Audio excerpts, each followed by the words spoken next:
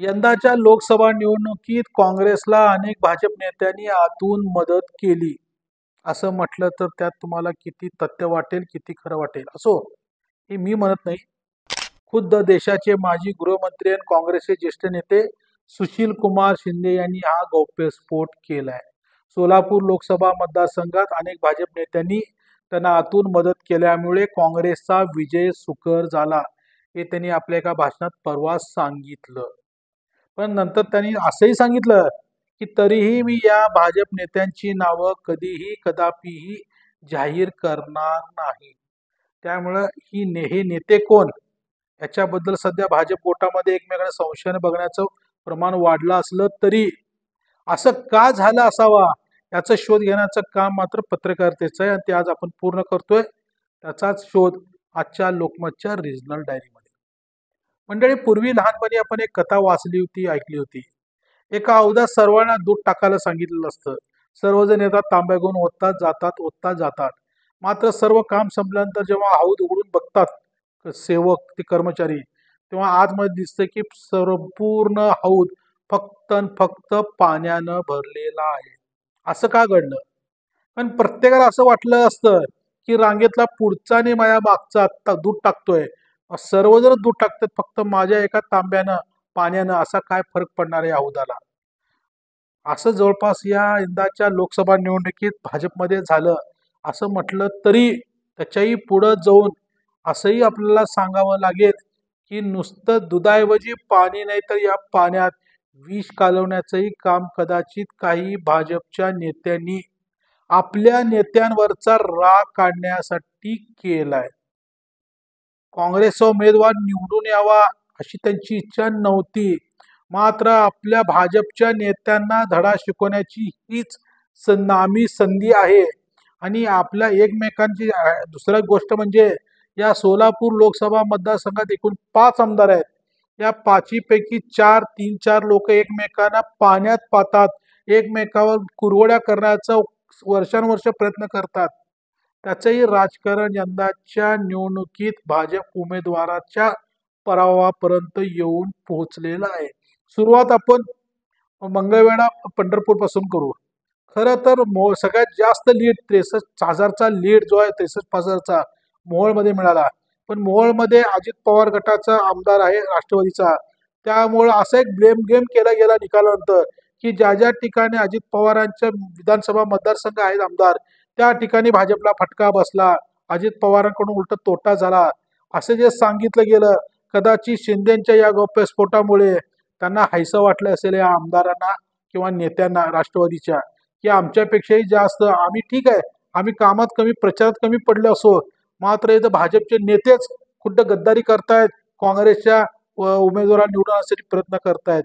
म्हणजे उमेदवार कोण, हे कार्यकर्ते कोण आणि कुठल्या भागात आणि काय केलं, त्याची सुरुवात आपण करणार आहोत मंगळवेढा पंढरपूर पासून. पंढरपूरचे प्रशांत परिचारक हे क्लस्टर प्रमुख, सोलापूर, माढा आणि सांगली लोकसभा मतदारसंघातील भाजपचे प्रमुख होते, क्लस्टर प्रमुख. या तिन्ही ठिकाणी भाजपचा धुव्वा उडाला हा भाग वेगळा. मात्र त्यांचा स्वतःचा जो हक्काचा मतदारसंघ आहे पंढरपूर विधानसभा, त्या ठिकाणी पंढरपूर शहरामध्ये त्यांच्या कार्यकर्त्यांनी चांगलं काम केलं. मात्र मंगळवेढा ग्रामीण आणि शहरामध्ये ज्या पद्धतीनं काँग्रेसला मतं मिळाली त्यामागचं कारण अत्यंत धक्कादायक आहे. त्या ठिकाणी परिचारकांचा गट आहे, स्ट्रॉंग आहे. या गटानं कारखाना सुद्धा ताब्यात घेतला आहे अवताडेकडे हिसावून. यंदाच्या निवडणुकीमध्ये भाजपच्या वरिष्ठ नेत्यांनी एक स्कीम दिली होती सगळ्या आमदारांना. तुम्ही तुमच्या विधानसभा मतदारसंघात उमेदवाराला चांगला लीड द्या, तुमच्या आमदारकीचं तिकीट फिक्स. तेव्हापासून जे अस्वस्थ आहेत, जे दुश्मन आहेत पक्षांतर्गत, त्यांनी एकमेकांवर कुरवड्या करण्याचा प्रयत्न केला. जर मंगळवेढा तालुक्यात भाजपला लीड मिळालं, भाजपला जर चांगली मतं मिळाली तर आगामी आमदारकीला पुन्हा अवताडेच फिक्स हे ओळखून त्या ठिकाणी एका गटानं पूर्णपणे काँग्रेसला आतून सपोर्ट केला. हे नेते, हे या गटाचे नेते भाजपची जवळचे होते, हे रोज शिंदे गटाशी संधान साधून होते, संवाद साधून होते. इथून ज्या पेट्या गेल्या त्या तिथेही फुटल्या, कुठं फुटल्या, किती फुटल्या याची नोंद आता भाजपच्या वरिष्ठ नेत्यांकडे झालेली आहे.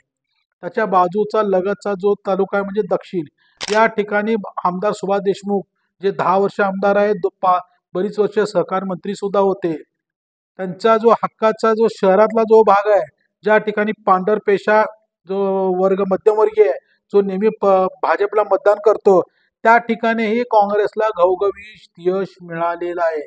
याचा अर्थ सुभाष देशमुख गट कमी पडला असं नुसतं नाहीये, कारण सुभाष देशमुखांनी स्वतःची किती यंत्रणा तयार केली आहे. त्याच्या पुढे जाऊन त्यांचे चिरंजीव मनीष भैयांनी स्वतःचा गट तयार केलाय. मात्र या स्वतंत्र गटाच्या विरोधात जे जुने भाजपचे प्रामाणिक हक्काचे कार्यकर्ते स्वतःला म्हणून घेतात, त्यांनी मात्र यंदा काँग्रेसच काम केलेलं आहे. याचा रिपोर्ट सुद्धा भाजपकडे गेलेला आहे.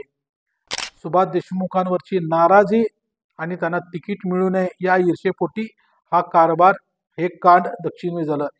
हाचाच प्रकार अक्कलकोटमध्ये सुद्धा झाला. अक्कलकोटमध्येही सचिन कल्याण शेट्टी आमदार झाल्यापासून त्यांनी स्वतःचा स्वतंत्र जो गट तयार केला, त्या गटाच्या विरोधात जुने जे होते या लोकांनी काम केलं नाही असा रिपोर्ट सुद्धा वरपर्यंत गेलेला आहे.